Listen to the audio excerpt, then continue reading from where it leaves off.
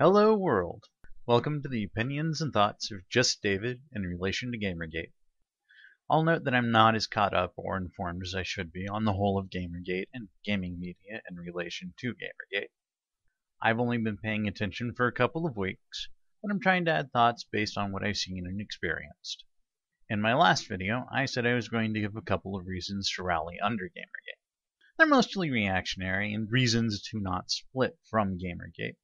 If you agree with the overall issues of corruption in the gaming media, resisting the unjust narrative that's being thrust on us as gamers, and other issues that can be tied to the disenfranchisement of gamers as a whole. I'll lead off with three statements, one I've seen and two I've personally had used on me. None of these are direct quotes. I have a bad memory for exact wording. Since there's so much bad blood and accusations of harassment, those concerned about game journalism and corruption should break from Gamergate under a new label. I believe that some people will say things like this without actually wanting to deliberately disenfranchise you, but that's all it will accomplish. Doing this will do nothing but split the people concerned about these issues, and I will pretty much guarantee that any new label will be soundly decried as Gamergate, rebranded, and all the same tactics will be used against it, as well as just painting the new faction as a dishonest operation of Gamergate. Then there's this one. Well, since there's so many personal attacks, those in Gamergate truly concerned about these issues should let things calm down before they focus on them again. This has the same problems as the last one, and it will be even harder to be heard as a result. On top of that, accusations will be leveled that since we didn't carry the issues all the way through, obviously we weren't serious. I've also heard, why are you so focused on gaming journalism when pretty much everywhere else is also having the same problem? Well, because it's here. It's in front of us as gamers. It's a part of what we do, it's a part of our leisure time, and it can be a part of our social relationships. It's kind of an easy issue to rally people around, to be perfectly honest. But to address why we should fix game journalism when there's so many other problems out there, if we were looking at repairing a destroyed city, we couldn't let the fact that all the buildings are damaged stop us from picking ones to fix first. I also have some insane hope that if gaming can rally against all these things that are a reflection of larger issues going on in the world, and make our corner of the world better against journalism, corruption, toxic behavior claiming to be feminism, then it could stand as an example to other areas of the world that these issues can be solved, that we can fix them. I would like to note that, as gamers, we've been here before. Although our own news media wasn't turned against us, the national news listened to Jack a whole lot. We came out on top then, and I believe we can come out on top this time. I'm sure there's plenty of other things said to shut down Gamergate. I believe that the best way to prepare for dealing with such claims is to know about them beforehand and understand the ramifications of such actions, and be able to call them out as the kind of silencing tactics they are. Even though I haven't had a lot of exposure yet, I would like those of you stopping by and watching to rate things like this that you've heard in the comments.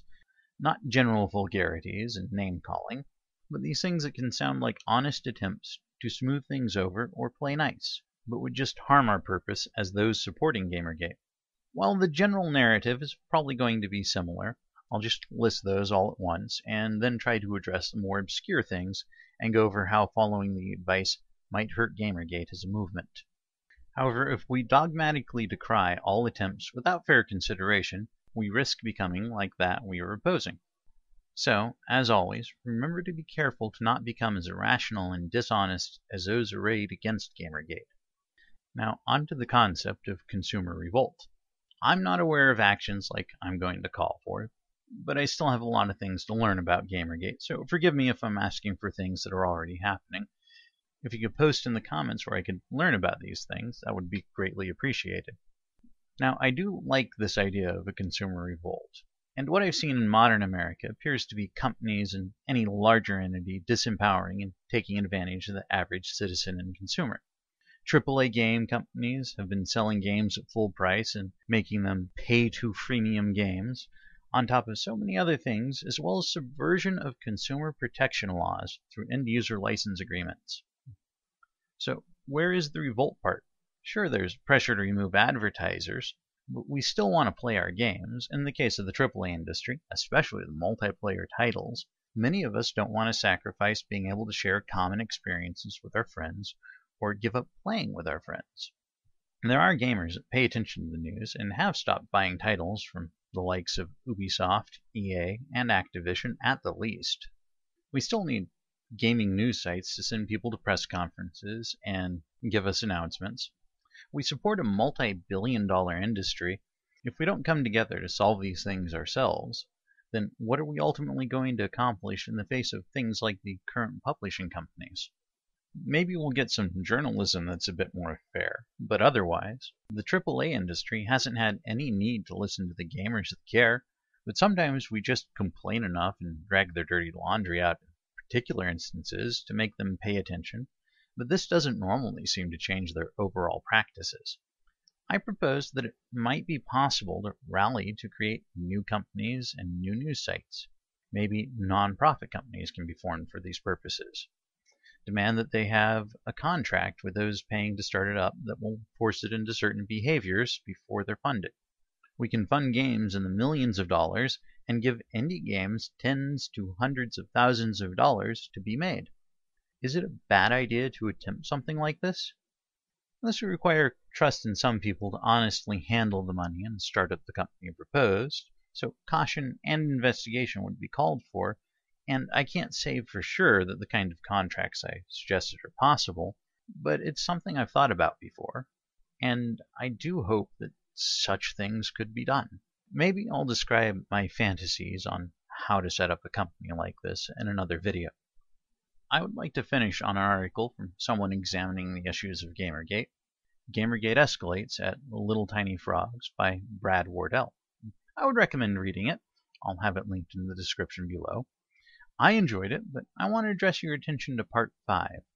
Gamergate, what is it you want? Define it soon, or it will get defined for you. I won't claim to be straddling the fence, but as someone who does feel that gaming media is being unfairly tarnished with the broad strokes, I have to say, don't let your movement end up like the French Revolution where everyone is eating each other. I recommend that the Gamergate movement come up with, say, a 5-point consensus on what their goals are.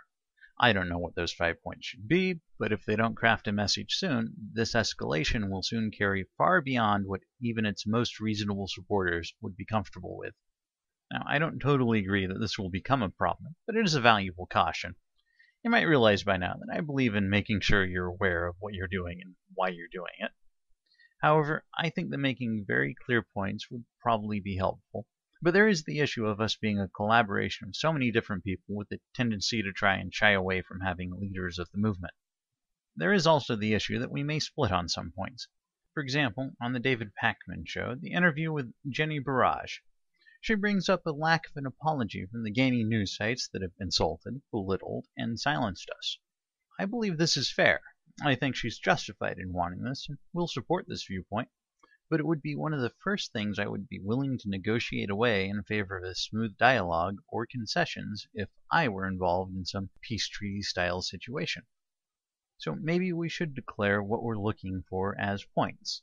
Those of us with more followers, able to engage in media relations, would carry more weight, but it would allow us to more readily form a consensus when we get together in groups, and able to state which goals are important to everyone, and realize when we have some goals that we're going to be pushing for that the others with us, in that moment, aren't going to prioritize as much. Personally, my major desires for Gamergate are 1.